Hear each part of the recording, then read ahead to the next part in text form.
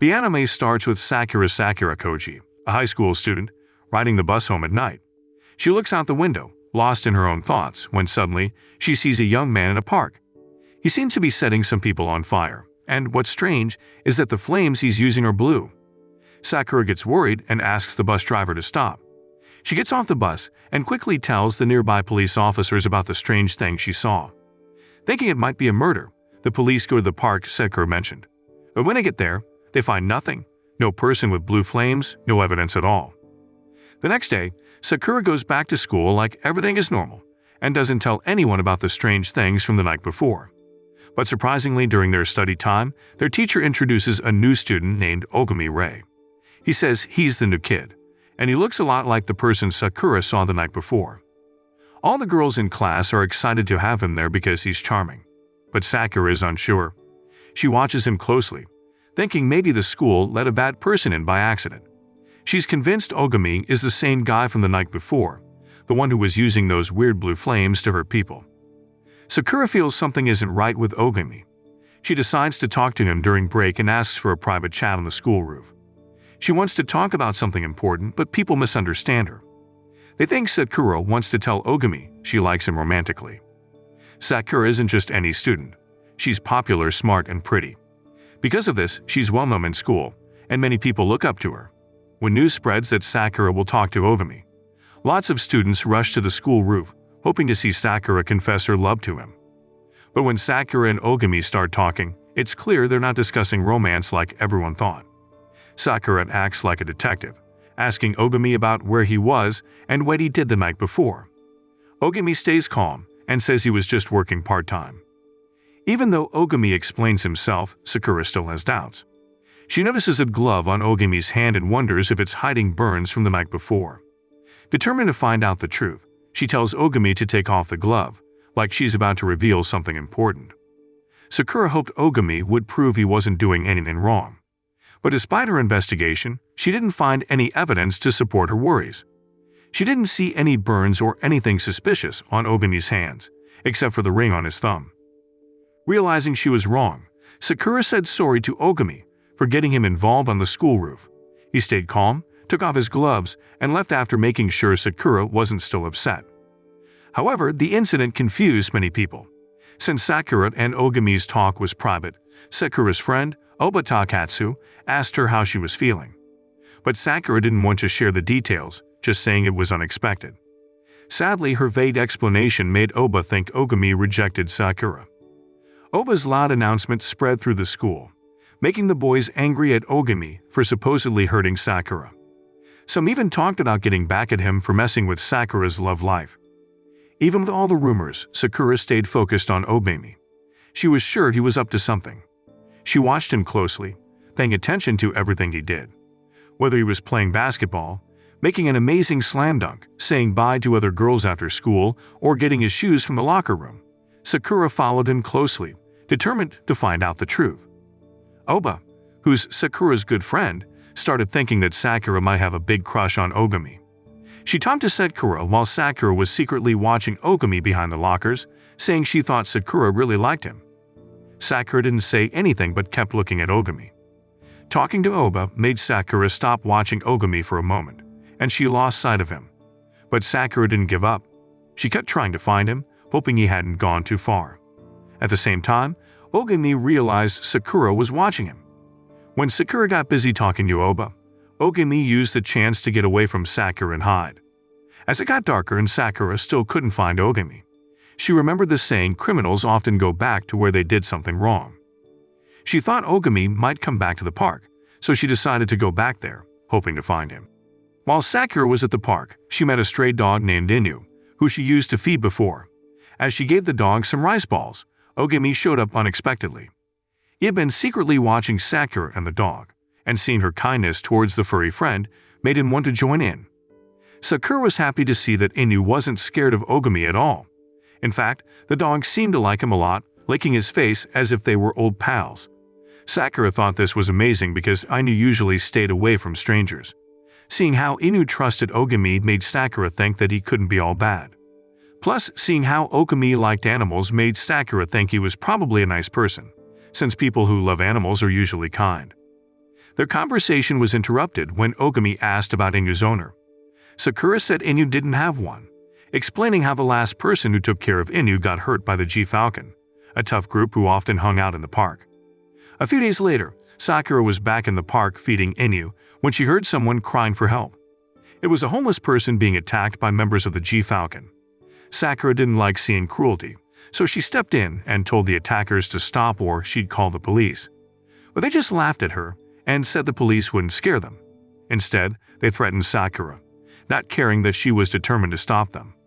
Seeing how serious the situation was, Sakura decided to act.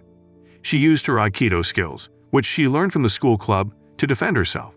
She was really good at it, and even though there were more of them, Sakura's quick moves made it hard for the gang members to hurt her. But Sakura couldn't handle all of them, especially when one of the gang members used a hidden stun gun on her.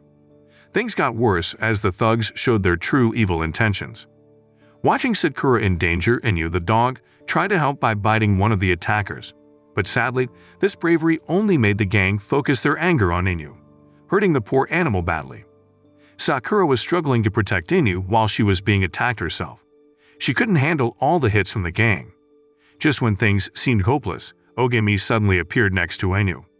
Seeing how badly Inu was hurt, Ogami decided to end Inu's suffering quickly. He seemed calm and detached as he took off his glove and used blue flames to burn one of the gang members. This bold move made the whole gang angry, and they all attacked Ogami together. But Ogami stayed calm and used his blue flames again, turning the attackers into ashes without getting scared. Sakura saw Ogami using his strange powers to burn people, which was the second time she had witnessed it recently.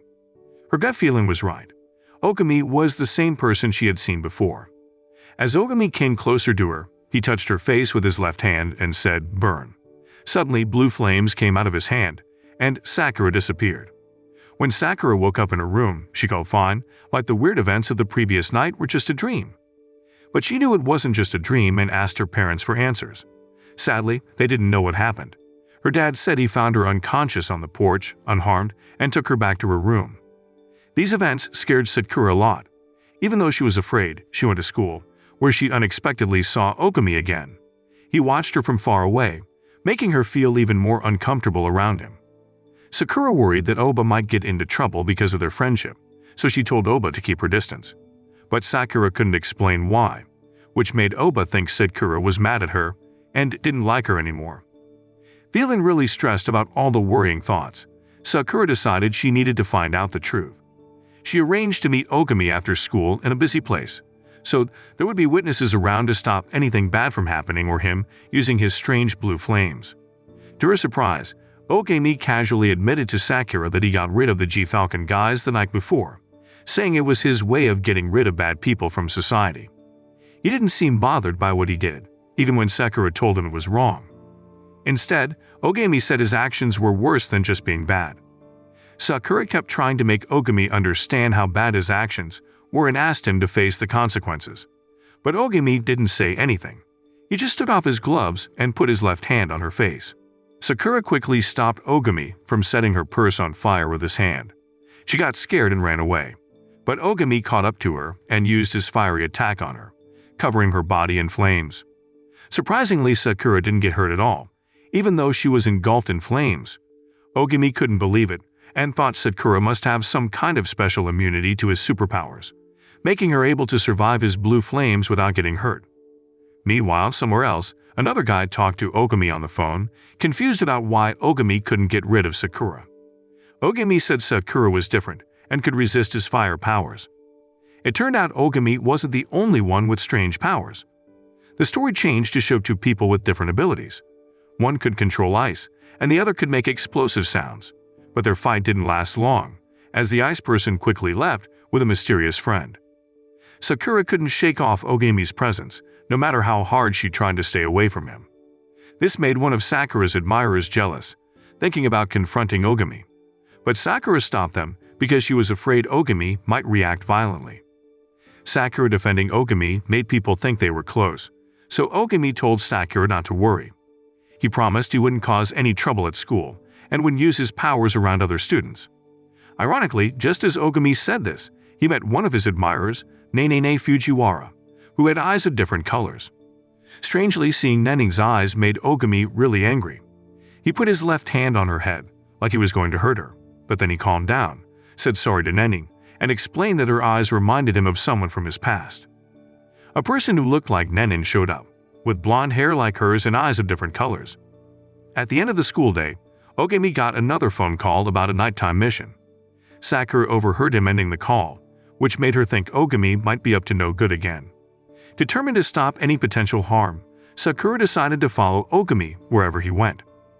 Surprisingly, Ogami let Sakura do as she wanted, and even gave her a puppy that he said was related to Ainu. They went to an apartment that Sakura thought was Ogami's. But to her surprise, the apartment was full of people that Ogami planned to get rid of that night. He wanted to eliminate a Yakuza group that was working with the police. Sakura tried to talk Ogami out of it, but he didn't listen to her. Ogami went ahead and killed all the criminals without mercy, leaving no one alive. But he was disappointed because his main target, Takada, the police chief who was working with the Yakuza, wasn't there. Ogami saw Takada through the window, connected with the Yakuza. With his goal in mind, Ogami decided to confront Takada. Seeing Sakura as a potential problem, he knocked her out with a strong punch to the stomach to make sure she wouldn't stop him. After leaving the apartment, Ogami went to Takada's car and talked to him, asking about someone named Hitami. When Takada heard Hitami's name, he got scared and told the driver to speed up while calling Hitami to warn her about a codebreaker agent chasing them. But Hitami didn't seem to care about Takada's situation. Meanwhile, Ogami caught up to Takada's car and got ready to break the front window. But they ran into a problem. Something unexpected blocked the road. This new person quickly stopped the car and everyone inside, including Takada, without much effort. It turned out this mystery person was Ogami's partner, another codebreaker agent named Taoki Fujiwara. Codebreaker is a secret group of government-approved assassins with special powers. There are only 6 members in the group, and Ogami Raid is the 6th one. Next, the story moves to Eden's headquarters, the organization that oversees what codebreaker agents do. Ogami gets a new job there, to kill a politician named Tabata. But the people giving him the job are really rude, even treating the codebreakers like they're below them. Ogami gets fed up with their disrespect and uses his powers to stop them, saying that codebreakers should be equals, not treated like slaves. The next day, Sakura wakes up in front of her house again, and her parents are worried about her strange behavior lately. To avoid more questions, Sakura doesn't tell them the truth and goes to school. But when she opens her front door, she sees Taki waiting for her. He tells her he'll be taking Ogami's place as her partner and introduces himself as the 4th code breaker, showing that he's higher up in rank than Ogami. Contrary to what Sakura expected, Toki didn't go to school with her. Instead, he took her to a park to tell her the truth about Ogami. They sat on a bench, but suddenly Ogami showed up and confronted Taki. It was clear there was tension between the 4th and 6th code breakers, and they started using their powers against each other until Sakura stepped in to stop them. As night came, Ogami got ready to tell Sakura about his mission, and she decided to follow him to make sure no one got hurt. But Ogami wasn't alone on this mission. Taki was with him, even though they didn't get along. Still, they tried to act professionally while working together. After they got everything ready, Taki used his power to open the gate to a government facility where they experimented on people with special abilities, including their target, Tabata. While Taki was doing this, Ogami told Sakura that Taki could control magnetic fields, making it easy for him to move metal objects, like opening the gate. Later, when they faced guards, Taki's power came in handy. He stopped the guards' bullets and sent them back at them, using their own guns to knock them out. However, a sudden problem arises when 2 guardians, who have backpacks giving them control over wind and water due to government experiments, unleash a dangerous whirlwind that can turn people to stone upon contact. Ogami and Taki fight these guardians, but their backpacks malfunction for a moment, giving Ogami and Taki an advantage to keep going with their mission. Once inside the facility, they start looking for their target. Toki explains to Sakura that the code breakers work secretly for the government, reporting directly to the Prime Minister. This means they can go after corrupt politicians or dishonest police without consequences. This time, they're after Tabata, a corrupt politician. While they search the facility, Tabata is busy in another room, checking on kids who are going to be part of his unethical experiments. When he hears the code breakers are there, he leaves the kids and rushes to the research lab, where he meets Ogami and the others. At that moment, Taki revealed Tabata's terrible crimes. It turned out Tabata was kidnapping innocent people to sell their organs on the black market. Taki said that even Eden, their organization, didn't approve of Tabata's secret activities, so they were there to stop him. But before they could finish their job, the two guards who had backed off earlier came back. So Ogami and Taki got ready for a fight. One guard went after Ogami, while the other went after Taki, starting a battle. The guard fighting Ogami used water powers, but Ogami fought back with his fire powers. Meanwhile, another guard fought Taki using wind powers that could turn people to stone. Taki tried to stop the wind by throwing things into it. Angry that his first attack didn't work, the guard makes his wind attack stronger, so Taki quickly moves Sakura to safety. Taki knows Sakura could turn to stone if she gets hit by the wind. Taki and Sakura run away from the guard's attacks down the hallway. But Taki gets frustrated because they keep having to dodge.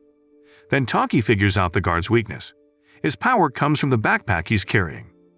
Using this knowledge, Taki goes after the backpack and manages to knock it off the guard, making it open unexpectedly.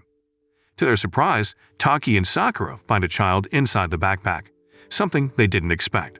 On the other hand, while Ogami continues to fight the guard in the room, both of them using their powers of fire and water, Ogami eventually wins, his fire power overcoming the water. The defeated guard, frustrated that he couldn't beat a teenager, slams his backpack to the ground. Like the other guard, this backpack also has a child inside, a young girl. These children have special abilities that Tabata used as weapons. Taki and Ogami couldn't stand seeing the children in danger, so they fought the guards fiercely. Even Tabata's people watching got scared, but sadly, despite their efforts, they couldn't save the children. The kids thanked Ogami and Taki before passing away. Tabata got scared when his top guards, Ogami and Taki, turned against him. He tried to run away, but Ogami caught him. Just as Ogami was about to do something, a young girl in a wheelchair showed up unexpectedly. She called Tabata her father, surprising everyone. Later on, the truth came out. Tabata had been kidnapping children and experimenting on them to get organs for his sick daughter, Chisa. Chisa needed new body parts for treatment, and Tabata chose children with special powers so they wouldn't turn into killers like the Codebreaker agents in the future. Ogami didn't buy Tabata's excuses. He was focused on getting rid of Tabata, no matter what. But just as he was about to do it, he hesitated again. This time, Sakura stepped in. She was visibly angry, hitting Tabata and calling him selfish. She said trying to save his daughter didn't excuse hurting innocent kids. Sakura's strong words made Tabata feel guilty. He asked Ogami to end his life, thinking it might make up for what he'd done wrong. Ogami agreed and used his blue flames to burn Tabata in front of Chisa. Chisa was furious that Ogami killed her father. She had powers too, being able to move things with her mind, but only lightweight stuff like paper. Sadly, throwing paper at Ogami didn't do anything to him. Seeing Chisa's weak attempt, Ogami understood her anger towards him. He told her he'd wait for her to grow up and seek revenge if she still felt the same way. But Ogami had a plan in mind. He wanted Chisa to have something to look forward to, even if it meant wanting to get back at him. Meanwhile, Taki went after Tabata's friends who took important research stuff. Sensing trouble, he asked Hidami for help. But something strange happened. After talking to Hidami, Taki felt weird sensations in his body, like electricity. Oddly, he ended up hurting himself unintentionally, as if under a strange spell. Later, Taki used the person's phone to call Hidami. To his surprise, he realized it was Hidami. Hidami was actually the original code breaker and the one behind all the research stuff.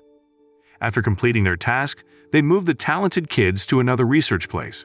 With Prime Minister Fujiwara's help, they hid Tabata's death successfully.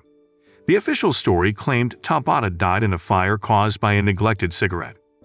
Despite dealing with the Tabata incident, the Prime Minister faces a new problem. As the head of Eden, the group that controls code breakers, he must handle Hidami, who's causing trouble.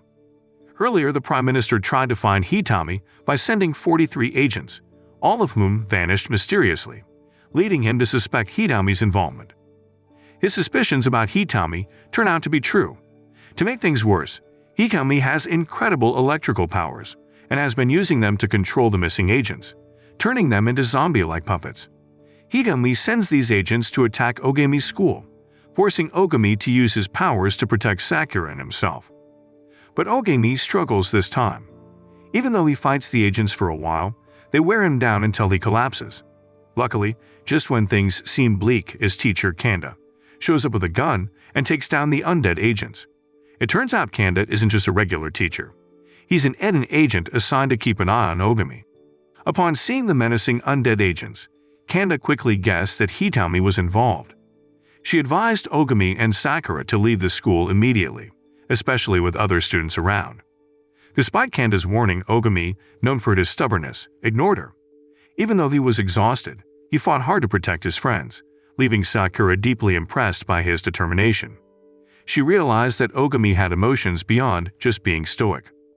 For a while, Ogami kept fighting the enemies until he was completely drained of energy. Luckily, another code breaker, Yuki 10 arrived. Yuki could use sound as a weapon. Soon after, code breaker number 2, Heike Masami, also joined the fight. He could control light and used it to trap and defeat the undead agents. Despite winning the battle, Ogami remained unconscious, having exhausted himself. Kanda explained that Ogami had pushed himself too far, leading to a condition called the lost form. This state would last for the next 24 hours, during which Ogami would experience various strange symptoms.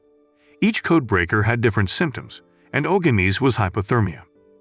With Ogami unable to move, Sakura took the chance to get to know Kanda and Heike better. Heike mentioned that besides being a codebreaker, he also evaluated their performance like a supervisor. He would score them based on how well they performed during missions. Their conversation was interrupted as they worried about the possible return of Hitami's allies. So Sakura suggested taking Ogami to her house to recover safely. Yuki, Heike, and Kanda agreed, deciding to stay alert due to Hitami's past surveillance of Sakura. When they arrived at Sakura's house, they were surprised to learn that Sakura's father, Gotoku, was the leader of a powerful Yakuza group, the Kizakura clan. Despite this revelation, Gotoku welcomed them warmly, treating them like any other guests. Sakura's mother also greeted them warmly and showed them to a guest house where they could stay. Inside the guest house, Yuki noticed Toki's unique smell coming from the wardrobe. They were surprised to find Toki there, in his lost form, which made him appear like a young child, something typical for Toki during his lost form episodes. Even though Toki looked like a child, he had important information for Heike. He warned them that Hitami might target Sakura, because there were rumors that she was immune to the powers of code breakers. The next day, Ogami woke up after a good night's sleep. While exploring Sakura's house, he noticed a sword that reminded him of Hitami. Seeing Ogami's interest, Gotoku, Sakura's father, gave him the sword. But before Ogami could ask any questions, they heard a loud explosion from inside the house. It soon became clear that Hitami had hostile intentions upon arriving at Sakura's house, aiming to kidnap her. Seeing this, the code breakers acted quickly, using their powers to try to stop Hitami, while protecting themselves from his electric attacks. However, Hitami proved to be tough. Even Ogami couldn't stop him, as he was revealed to be Ogami's former teacher. As the confrontation escalated, Heike stepped in, using his light lasso to rescue Sakura from Hitami's grasp. But his move caused Sakura to be thrown into the air, putting her in danger of getting hurt until codebreaker number 5, Ru, caught her. With all 6 codebreakers together, Hitami revealed his plan for revenge against Eden. However, Ogami remained unmoved by the conflict between Hitami and Eden. He didn't care about the reasons or justifications. All he saw was Hitami's betrayal. So he and Taki faced Hitami again, even though their attacks didn't seem to affect him. Eventually, Hitami grew tired of the situation and unleashed a powerful surge of electricity, aiming to incapacitate all the code breakers. In response, Sakura sprang into action, taking a defensive stance similar to Piccolo, protecting Gohan from Nappa's attack. Sakura bravely faced Hitami, standing with her arms outstretched as she absorbed his powerful electric attack. Thankfully, her natural immunity shielded her from harm. Surprisingly, Hitami admitted defeat rather than continue battling Sakura. With that, he left. Unknown to the code breakers, Hitami had orchestrated the entire confrontation to gather them in one place. This allowed his accomplices to seize the opportunity to capture the Prime Minister. Soon after, Heike learned of the Prime Minister's abduction, igniting his anger at Hitami's deceit and worry for the Prime Minister's safety. However, Toki intervened unexpectedly, advising Heike not to worry about the Prime Minister. Toki then left calmly, showing little concern. His intention was to return home, where he would later meet his sister Nenin. Amid the uncertainty, Sakura encountered an unexpected visitor, a talking cat that appeared nearby. Heike revealed that the cat was actually Yuki, who had transformed into his lost form. It turned out that Yuki would become a cat if he overexerted himself. However, they couldn't dwell on Yuki's strange transformation as they urgently needed to devise a plan and decide on their next steps. They pondered why Hitami didn't directly harm the Prime Minister if he despised Eden so much. Heike wondered if there was a deeper motive behind Hitami's actions. This suspicion kept them alert, ready for whatever might happen next. Curious about Sakura's immunity, the Codebreakers asked her parents for information. They learned that Sakura wasn't their biological child. They had found her covered in blood outside their home one night and adopted her. With this revelation, Sakura and the Codebreakers split up to search for Hitami. Rue remembered how she found out about Hitami's attack on Sakura's home, which was Heike had told her. This new information made Rue doubt Heike's loyalty, thinking he might be working with Hitami. She thought Heike purposely brought all the Codebreakers to Sakura's place to weaken the defense of Eden's headquarters. When Rue confronted Heike on a bridge, he indirectly admitted to betraying them. Now that his secret was out, he had to deal with Rue. But before anything else could happen, there was a sudden explosion nearby that caught Heike and Rue's attention. Heike thought it might be Hitami, starting his plan. After the explosion damaged the bridge, Rue used her shadow powers to stop it from falling. But this left her open to attack, and Heike took advantage of it to defeat her.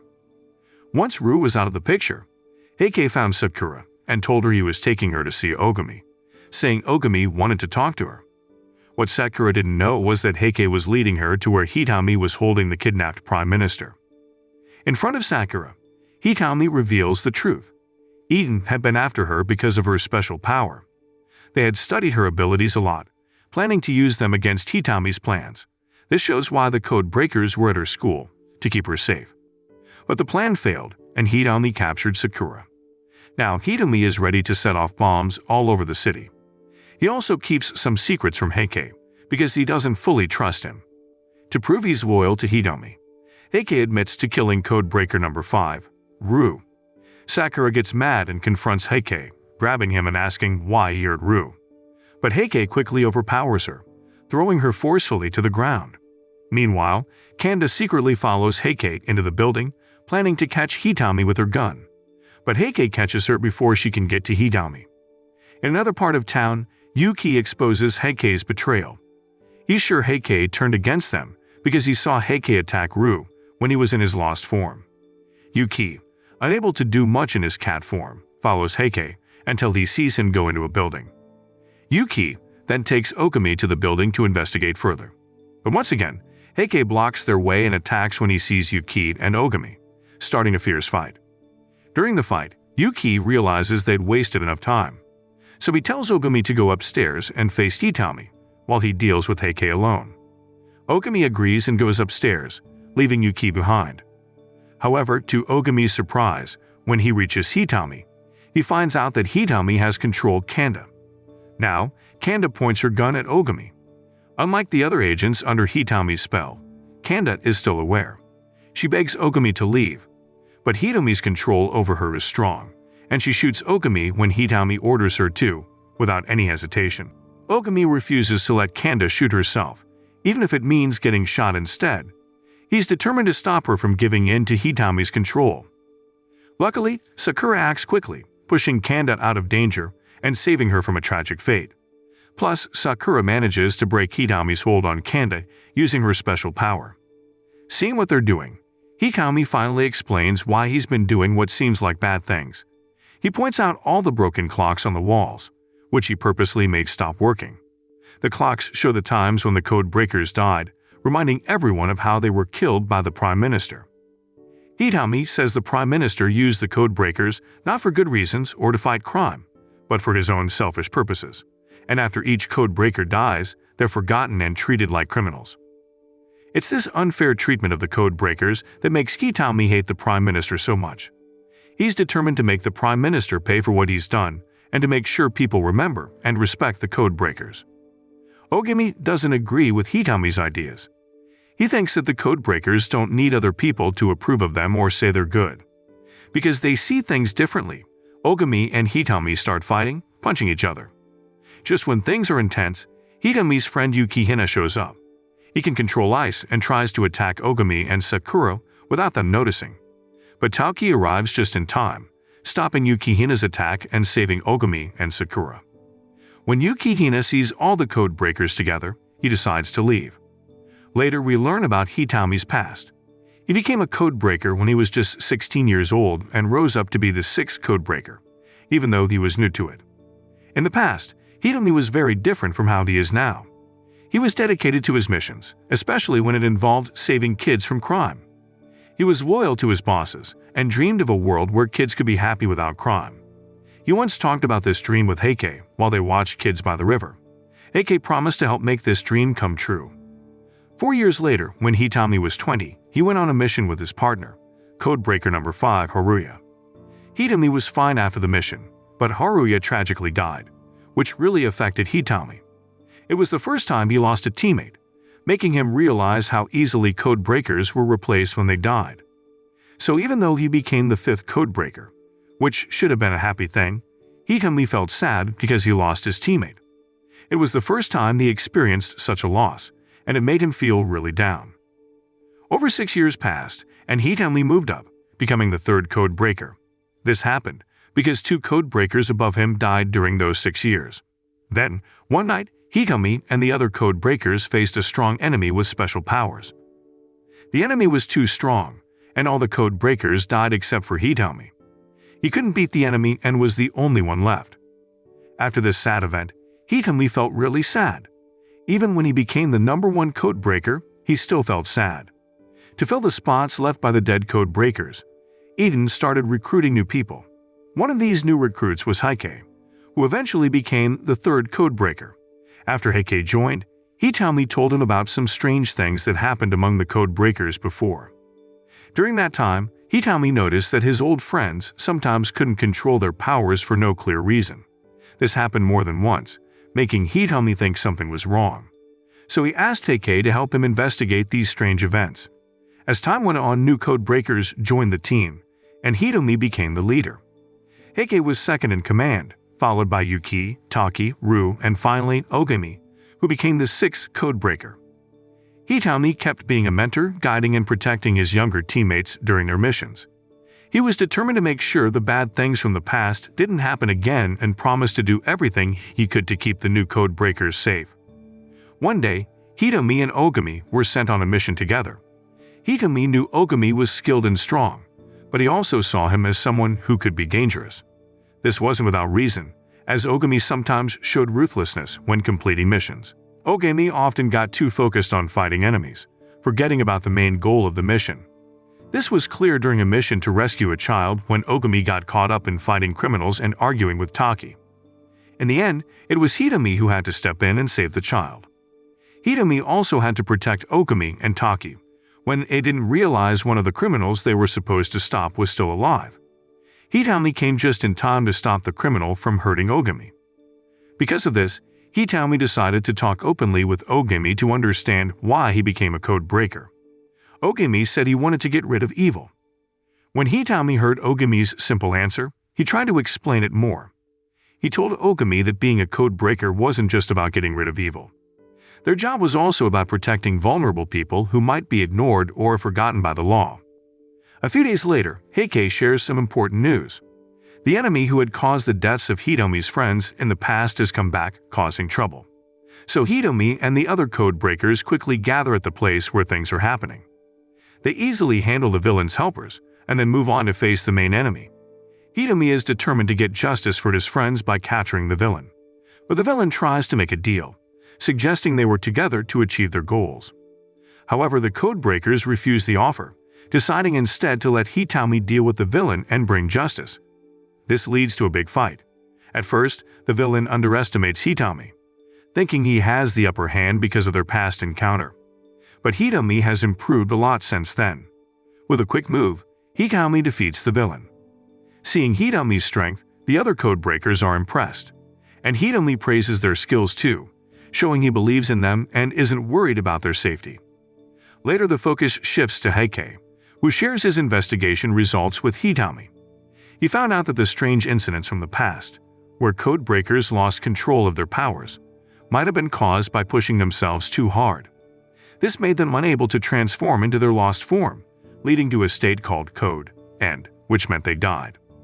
What's interesting is that both the Prime Minister and Eden knew about this, but they kept it from the code breakers.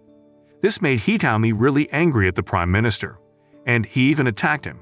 As a result, he got kicked out of the organization, lost his code breaker status, and became a fugitive.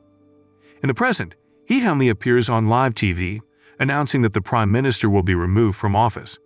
He also reveals that there's a countdown for bombs he's planted across the country. But these big bombs are just part of it. Hitomi has also set off many smaller bombs, causing panic all over the country.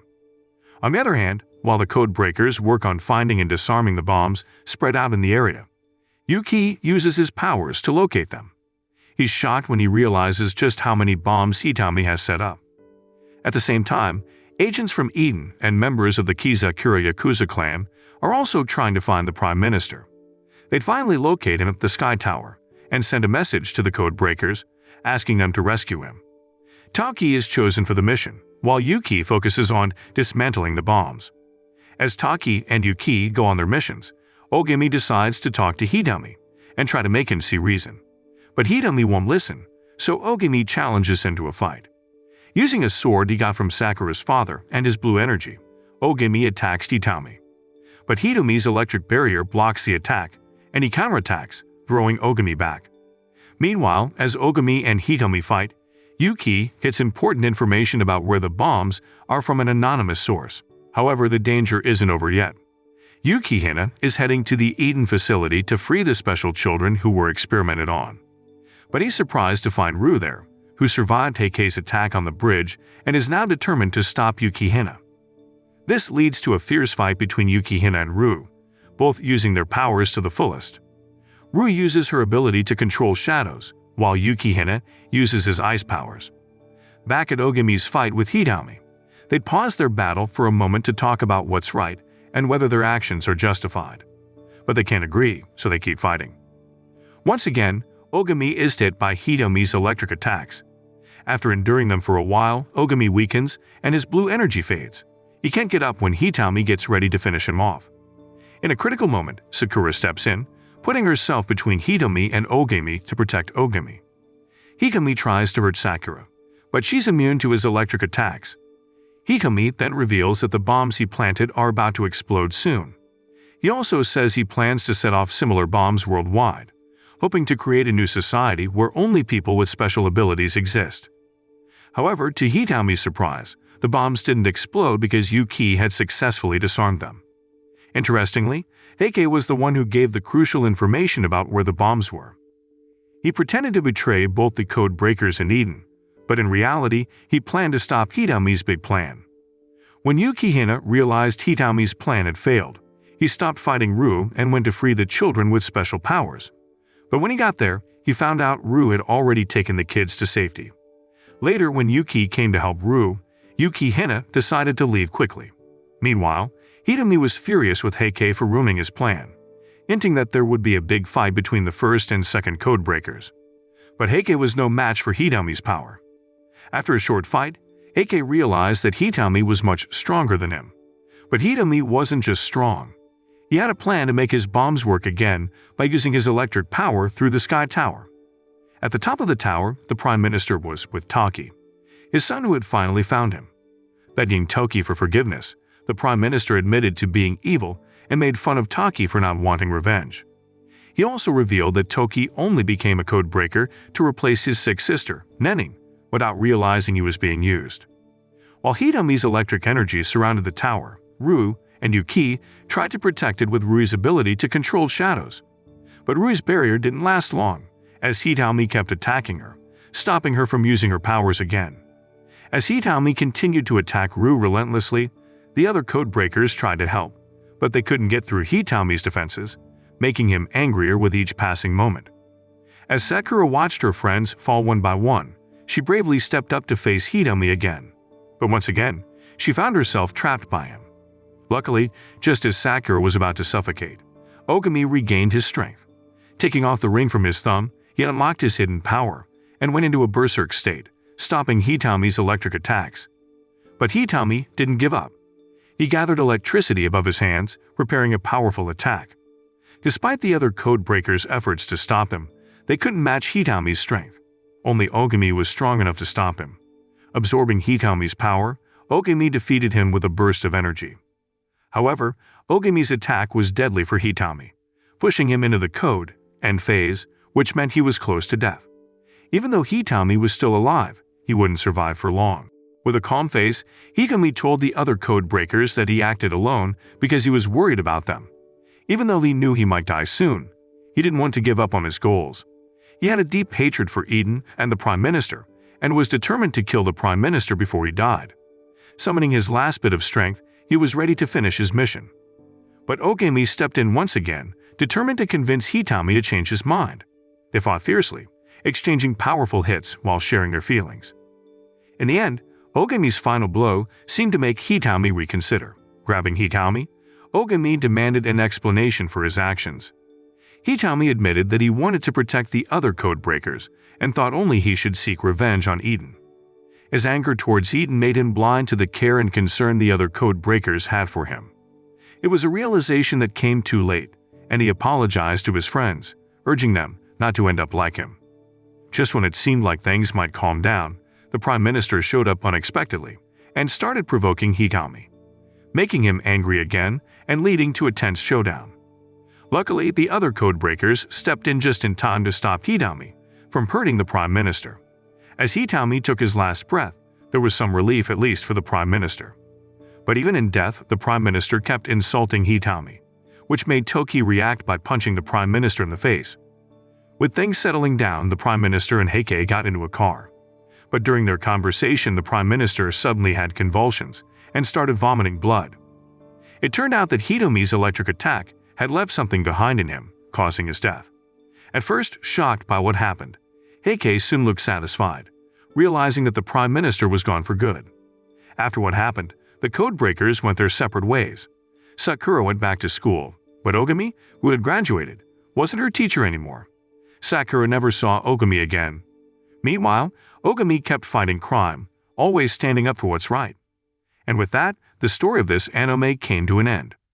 So the moral of the story is, when dealing with government experiments and superpowers, always double-check your backpack before assuming it's just full of snacks.